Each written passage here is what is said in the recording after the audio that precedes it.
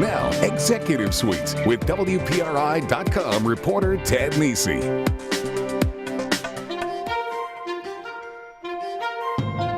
When the legal world makes headlines, it's usually got something to do with the United States Supreme Court or a headline-grabbing criminal trial. But most attorneys don't do constitutional law or celebrity defenses. They do legal work for companies, and that work is getting more competitive as clients scrutinize every billable hour in the wake of the Great Recession. Those and other changes have caused one of Providence's top law firms, Hinckley Allen, to look outside Rhode Island for growth, with a newly opened office in New York City. This week on Executive Suite, a big transition for big law with Hinckley Allen managing partner Marc Crisafulli. Welcome to Executive Suite. I'm Ted Nisi. Marc, thanks for joining me this week. Thank you for having me. I have a lot of lawyers in my family, so I know I'll have some familial viewership. Thanks for tuning in. They should tune in every week, but I'm not sure that they do. So some people tuning in aren't going to be familiar with Hinckley Allen. They know what a law firm is, obviously, but give us a sense. What's the size of your firm? What do you specialize in? How many lawyers are we talking about? Where do you guys work? Sure. Hinckley Allen, we're 150 lawyers. We're a Northeast regional law firm. So we have 6 offices: Providence, Boston, Concord, New Hampshire, Hartford, Albany, and New York City. We specialize in a number of general practice areas. We're mostly a business law firm, so corporate real estate, litigation, those sorts of things. A little unusual thing about our firm is 20% of our work is in the construction industry. So construction disputes, big projects, environmental projects, things of that nature. Okay, so one thing people might not realize as well is that, especially since law firms are always changing their names, you had a pretty famous founder. Yes, we did. T.F. Green, Theodore Francis Green, was one of our founding partners in Providence in 1906. He was the governor, the U.S. senator. I think LBJ eased him out actually a half century later. That's right. We saw that on your blog recently. Right. That's exactly right. A reader. I love it. The other thing is, used to be Hinckley Allen and Snyder. Now you're going with Hinckley Allen. I know Snyder passed away. Yes. What's the idea there? Does marketing matter? Does branding matter to a law firm? It does, and for years people have referred to us as Hinckley Allen, so that's how we were known, and we wanted our name to match up with how people refer to us. But it's also important in this environment to have shorter names that are a little more memorable, to have a logo that's impactful, and we want the image of Hinckley Allen to project how we try and manage our business. And your job as managing partner, it looks to an outsider sort of like you're the CEO of the firm. You've got to watch, and you're watching a lot more. You still do legal work, I know, for some clients, but you have to spend a lot of time thinking about the things every business thinks about, growth and marketing and everything else. Is that right? That's absolutely right. It's, you have technology, human resources, finance, everything just like a traditional business. We're about $90 million in revenue, so we're your run-of-the-mill $90 million business with 6 locations and all of the things that go with that. A typical lawyer will practice 1,700 or 1,800 hours a year. I'm down to about 200 hours a year. And really my job day in and day out is just talking to people in the organization. Man, putting out fires sometimes, yeah, really, of course. Things like that. Yes. And also looking for room for expansion. We mentioned off the top in June, Hinckley Allen opened a New York City office, and I'm curious about the thinking behind that because I was under the impression there are already a lot of lawyers in New York City, so I assume you didn't see that there aren't any lawyers there. So why do you think that was important? That's great for a couple of reasons. First of all, we need to find some opportunities for growth outside of Rhode Island. But we're very cautious and careful about how we expand. If we were just another law firm coming into the New York marketplace to try and compete for New York work, it would be crazy for us because we wouldn't be able to compete. But there are certain narrow segments where we can compete and compete very effectively. So one is in the financial services sectors. There's a certain type of financial transactions for the big banking institutions where in the last couple of years it's gone from being none of our business to 4 or 5% of our business, which is meaningful. And so by opening that office, we've been able to expand that, bring in talented people to do it. Second reason is the construction industry. We did a lot of the legal work associated with the big dig. And if you look at what's happening in New York right now with all the bridge and tunnel work, we have the skills to really be effective in that space. And the third thing is that it's just an opportunity for us to provide an additional layer of support for our clients throughout the region that are doing things in New York. So in some ways you have to follow where your clients are. Absolutely right. But we're not in New York looking for organic New York growth because I think that would be too much of an investment. It would change our cost structure and we wouldn't really be able to realize the kind of value we're looking for. Mm-hmm. And that actually, we're going to get back to some of those questions of growth, but you mentioned that you need to look for growth outside Rhode Island. And a few months back we had on Dave and John Duffy from Duffy and Shanley, the advertising PR firm in Rhode Island. And one thing they said is decades ago, there were enough enterprises and organizations in Rhode Island that a services firm could make a good living just off of that. Right. And that's changed. There's a lot of those places have either closed or been bought out by others. Does that affect the legal industry in the same way about the change in sort of the corporate world in Rhode Island? It absolutely does. Because if you think about a law firm like ours, you're a run-of-the-mill business. We provide your daily legal services day in and day out, and every now and then you have a big episode. Could be a major case, a major investigation, or a sale of the business, right? So a lot of times we represent businesses that are being sold. Okay, it's a good transaction for us. It's great for the owners, and then maybe they take that capital and do something else, but they're now gone as a client. Right. Right, and so you need the pipeline of new businesses coming up through the ranks to do that, and you don't really have that pipeline right now. So the way you fill in the gaps is by doing services by people in Rhode Island who are servicing larger companies elsewhere. So we have a national real estate practice. We have a national construction practice. We can do finance in a number of different areas. And so having people in Rhode Island doing work, we just closed a deal 2 weeks ago in Detroit. Okay, so things like that allows our people to remain in Rhode Island and be busy, but it's less tied to the success or failure of the Rhode Island economy. So you're in Rhode Island, but not of Rhode Island always, exactly where your right. business is coming from. Yeah. Another interesting thing, you told a Connecticut newspaper that when Hinckley Allen entered the Connecticut market a few years ago, it had been 13 years in the making. Right. And this is something we're seeing more and more of, where law firms, larger law firms like yours, mid-sized ones, take in either all or part of a smaller law firm, whether the partners are retiring or whatever happens. Tell me about sort of that courtship, or I don't know what you'd call it, how that happens and how that works in the legal world. It is actually a courtship. It's a recruiting process, every bit as much as trying to recruit an athlete into a college. So you meet, you talk to people, you find out what's important to them, you let them know what you're doing and what our goals are, and you hope that there's a match. But in terms of expanding within a particular marketplace, it's our preference to be conservative and disciplined. So rather than doing it just to plant the flag, and we say that, it really has to be about the right people and the right overall circumstance. We're a professional services business, so we're only as good as our people who are doing the things. And if you can't get the right people who can provide the right type of service with the right client base, then it's not worth pursuing. And that's why we've had a number of stops and starts with things that we were exploring, and fortunately it came to fruition in 2008 in Connecticut, and then we expanded majorly. Earlier this year, we did a major expansion. And it doesn't work, I presume you have some well-known Rhode Island lawyers, Pat Rogers, Judge Flanders are part of your firm. You don't just send Pat Rogers and Judge Flanders to Albany all of a sudden, because it'd probably be tough for them knocking on doors. Absolutely right, and that's not their highest and best use. Right? They may service clients that are out of there. They may help clients from here that are doing business there. But to have someone on the ground, you really need someone with local roots. Mm-hmm. All right, we're going to talk much more with Marc Crisafulli about Hinckley Allen's growth and changes in the legal world, and maybe some advice for any budding lawyers who are watching and wondering whether law school is a good bet for them. Stick with us on Executive Suite.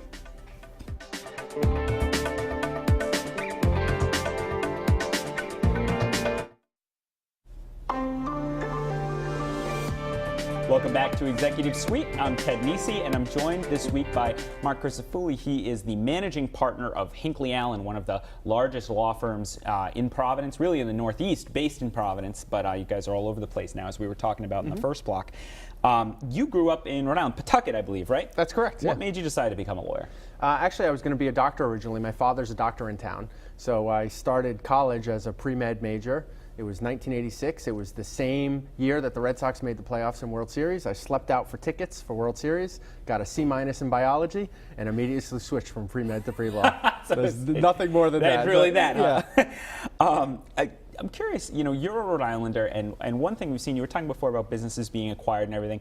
Sometimes what you see is that as businesses get larger, they lose some of their ties to Rhode Island. We see the changes at CVS where Larry Merlo is now in charge. He's not a native like Tom Ryan was, and it gets people a little worried. Could you see a day where Hinckley Allen isn't headquartered in Providence anymore? I could. For a law firm, we don't really have a headquarters. Our management team is spread all over the place, and over the last couple of years, we've actually started to populate members of the management team in different offices. So we have more in Boston and more in Hartford now. But it's less about where the management is and the headquarters and more about where your people are and where there's growth. And so naturally, when you look at the size of the different markets, Boston is just a much larger market than Providence and affords much greater opportunities. You've been out of law school 20 years now, not to date you on TV, age you, but you left Georgetown Law in 1993. 20 years later, what are the biggest changes you've seen in the legal world for lawyers and all that compared to when you got out of school? you know, it's remarkable. There was, in the legal profession, there was a tenure mentality, right? You worked to become partner, you became a partner, and then you were all set for life, and there were no other changes, right? And that's not there anymore. There's tremendous mobility among firms, and there are changes in status in law firms that you see in the business world all the time, but you didn't see in law firms. You know, you think about personnel management, right? For law firms, it was you're an associate, you become a partner, and you retire, or you go on and become a judge or something like that, right? And now it's, you know, how is it that you're developing the people that you have and promoting them? There's much greater mobility, so you're actually attracting laterals and hoping not to lose lateral partners to other firms. But then there are demotions and people who depart. Which and never happen. Never happen, but it has to happen now. It's an active part of managing your business, and it has to be because clients, in a way that they haven't in the past, are focused so much more on value. And that means that firms have to focus on their costs of production. And, you know, the largest cost in a law firm is personnel. People. And so it's something that you have to manage in ways you didn't have to manage it in the past. Well, and the perfect example of that, I think we have the cover of the New Republic magazine from a couple months ago this summer, a big long story about the huge changes in big law. That could be you right there, Mark. And I want to quote from this story. It was fascinating. And they said, the more you talk to partners and associates at major law firms these days, the more it feels like some grand psychological experiment involving rats in a cage with too few crumbs. A really rough picture painted of what big law is like these days. I mean, I know you read that article. A lot of lawyers did it ring true to you about that's what happening at big law firms? Absolutely, it did, and there are a number of components in there that are true, at least from our perspective, and they're things that we guard against. And it's some of the tendencies of people that make it hard to manage in a law firm. You know, if you want to drive performance, if you have a salesperson, you drive performance, and you say, okay, we want you to double your quota. Okay, it's a single individual, and they understand what that target is. Well, a lot of behaviors you're trying to drive in a law firm are collective behaviors. So I don't sit down with you and say, I want you to bill 200 more hours. I want you to share with a partner. I want you to trust. You know, as opposed to if you're really focused on what the best value is for the client, the best thing for you personally might be for you to transition a client to someone else. Well, that's really hard to do in what's become a more competitive marketplace. And you think about the legal industry as a whole, you know, it's 5 or 6 years of essentially being flat. So you take a basic... In terms of revenue in terms and of how much demand there is in the marketplace because of economic factors and everything else.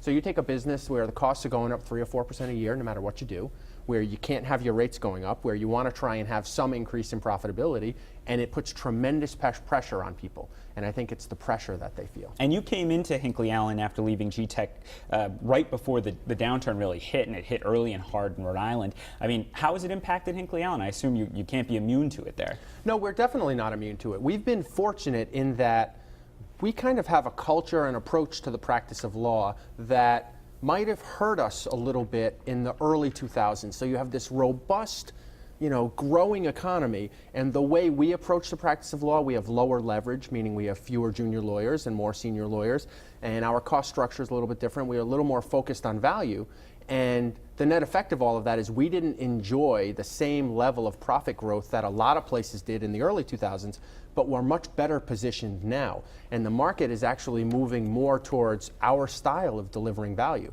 So it's been a tremendous benefit for our firm. I mean, 2012 was our best year ever in our history. And we're tracking for 2013 to be the same way. And there are a couple of dynamics that have led to that. One is the industry coming closer to where we are. The other is just with the changes in the industry, how fortunate we've been to attract great people from larger firms who don't really need the cost structure, whose clients are getting more sensitive to the hourly rates, and they come and they join us and they bring their clients, and it's a real significant positive. So basically, it's a way to cut the lawyer says, you can keep me, but you're actually going to pay less for my work. You keep that relationship, but we'll go a place that's not as expensive. Exactly right. And before, we're getting up near a break again, but that actually leads to one other thing I want to ask, which is, Hinckley Allen is actually frequently named one of the best places to work in Rhode Island and also in Connecticut. And that's somewhat surprising when you read a story like that New Republic article about the sweatshop that some of these big law firms have become. I mean, what do you do that you're proud of at Hinckley Allen? I'll let you boast a little. And you know, how have you been able to maintain that when there is clearly so much pressure on the legal services world? Well, it's something we're really proud of. You know, this is an anonymous survey. In 2012, we were judged #1 in the mid-size category in Rhode Island by anonymous surveys from our employees. The answer, I think, is really that we care about our people, and I think they know it. We understand that for us to be successful, it takes every single person, not just the lawyers, to be able to deliver what we want to deliver to our clients. We communicate frequently with them. We listen to them. There's a lot of great two-way conversation. You know, 2012, as I said, was our best year ever, and so every person in the firm enjoyed that. So you've got a positive feeling, people are doing well. We invest actively in our people, even in our non-lawyers, things like a tuition reimbursement program and flex time, and it's one of our stated objectives to be the firm of choice for working family women. There are a number of things that we do to try and work with our people. All right, we're going to take another break. When we come back, we're going to get Marc's thoughts on law school, with President Obama saying maybe it should go to 2 years, and maybe some advice for budding lawyers out there in the audience. Stick with us on Executive Suite.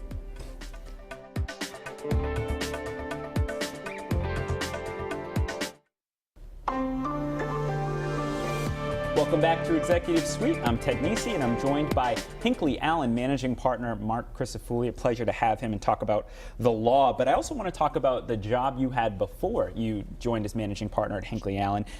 You were a bigwig at GTEC, which has its huge building downtown, the big lottery firm. It's now a subsidiary of Lottomatica in Italy. You spent a lot of time working on the expansion that actually kept GTEC in Rhode Island. A lot of us thought GTEC was going to Mansfield, Massachusetts. Right. What was the deciding factor in the end that kept GTEC here? Actually, it was pretty straightforward. We were on the cusp of making a decision to move to Massachusetts, and Governor Carcieri called and wanted to attend our board meeting in Frankfurt, Germany, that was going to address this. And Don Schweitzer and I, who are leading this, talked about it and said, Don Schweitzer, of course, the GTEC he's now the chairman of GTEC. Yep. And we just said, boy, this is so hard. We have to try and find a way to keep it in Rhode Island.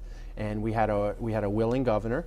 We had a willing mayor in David Cicilline. We had a Speaker of the House and the Senate President that were committed to trying to make this work, and we came up with a mutually beneficial arrangement that we're now 10 years into, that led to the building of that building and 1,000 people downtown and so many great things for the Rhode Island economy. Now, I'll tell you, you represent GTEC now up at the State House, and as a lawyer, there's a lot of skepticism now about subsidies, about the government getting involved in helping a company to stay or build a building or anything else. What would your pitch be to a skeptical Rhode Islander about why that was a good decision for Rhode Island to make? There are a number of things that I would say. First of all, I do think the government has to figure out how it is that it structures public-private partnerships in a way that can drive real economic value for the state and still create opportunities for larger companies. It's a competitive marketplace down there, and I know there are a number of people who disagree with approaches like that, but as long as you're principled and disciplined and you're getting real value, I think it makes a lot of sense. The unique thing about the GTEC transaction that makes it not easily replicable is that GTEC was a major service provider to the state already. So essentially what they running did, the lottery, running the lottery, running the VLTs at the gaming facility, so it essentially just gave them a guaranteed extension on those contracts that they were already providing, and in return for that, got major value. It's not like tax breaks and other things like that. Having said all of that, there is an appropriate place for tax breaks. When you think about how the state should be managing the economy, I think unfortunately we don't really manage our economy in Rhode Island like a portfolio.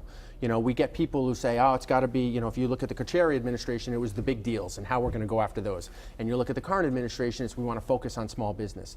And I think most business people would tell you, you should focus on all of them, be a little more selective in each segment, and figure it, because you're never going to be 100% right. And if all you're doing is growing one sector to offset losses in another sector, the net effect is where we are today. It's zero, yeah. Right? Got to ask you about law school and the future for lawyers. President Obama said just, I think last week or the week before, he thinks law school should be 2 years instead of 3. What do you think of that? I understand what he's saying and why he's saying it, but I don't necessarily agree. I think there should be some restructuring in what happens in the third year, because I don't really think law schools are doing the job that they should to prepare lawyers for what happens after law school. How so? What do you see? They really need to have a better understanding of the business side of practicing law. It's a phenomenon that happened with doctors 20 years ago, where the doctors, all they focused on was medicine. They didn't know how to run their practices. Well, it's the same thing with a lot of lawyers coming out. They don't really understand the practical side. They don't have enough practical experience and training. And so what ends up happening is you get these junior lawyers who come into law firms, and it's very hard for them to deliver value to clients at the early stages, and clients who are a lot more selective and demanding now don't want to pay for their training and development. And that's why you see many law firms cutting the size of their junior lawyer ranks in half. And that's a huge problem, of course, for the young people who get into law school. Right. I have a lot of friends who went to law school or considered it, and it was a tough decision for a lot of them, especially seeing that shrinkage in the job opportunities. I'm curious, you must have young people come to you now asking, Marc, should I go to law school? What are you telling them? It all depends on what they're passionate about. If they're passionate about the law and they want to, then I think they should go. You have to be realistic and open-minded about what opportunities exist, and there are less opportunities. But if it's something that makes you happy and you're going to be good at it, you should do it. There are so many more opportunities for lawyers now outside of the legal community. So I would encourage, there's a discipline and a rigor to a legal education that I've found positions you well if you want to be executive, if you want to be in a boardroom, if you want to do all sorts of different things, because it's a way of thinking and a skill set that is valuable. But you have to understand that it's a big investment to get it. I mean, if my daughter today said she wanted to go to law school, I would say that's great. Here are the things you have to understand about what it means to be a lawyer. But it's not that my father's a doctor, as I mentioned. If you asked him about whether he'd be a doctor again, he would say, there are so many challenges in all of these different industries because the expense of an education is so high and the clarity on a return is so much lower than it used to be. So then the other side of it, you're not a passive observer. You're the top guy at a major law firm where I'm sure you do get lots of people sending their resumes after looking for your associates programs and everything. What questions are you asking in those interviews? What are you looking for today when you look for a young lawyer who you might bring into your firm? Well, there are so many different areas where we might be looking, so it's hard to kind of just give a blanket answer. But I focus on how passionate the person is, how committed they are to making themselves better, how interested they are in being here long-term, because we're looking for long-term people, not just people who want to come in and out, and what interesting or unique experiences they've had. So I can't recommend enough to people who are thinking about it.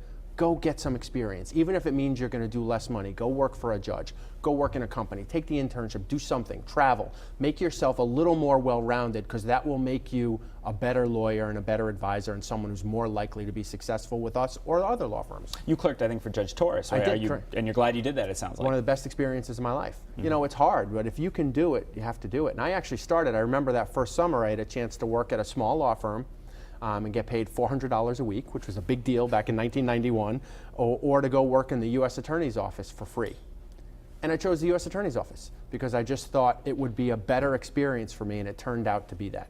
In law school, I would say, depending upon where you go to law school, get some real experience. It doesn't matter if you get paid. Go work, in the Department of Justice or for a court, or do something, because it's that experience that will help you if you think ultimately about how you're going to be successful.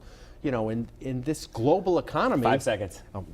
You need to have greater experiences. You can't just be run-of-the-mill. All right, we'll end on that note with some good advice for people thinking about going to law school. I want to thank Marc Crisafulli for joining me this week and learn about the new Hinckley Allen at hinckleyallen.com. They're online, and don't forget to tune in here every week on Executive Suite, or catch the shows online at WPRI.com. Have a good week.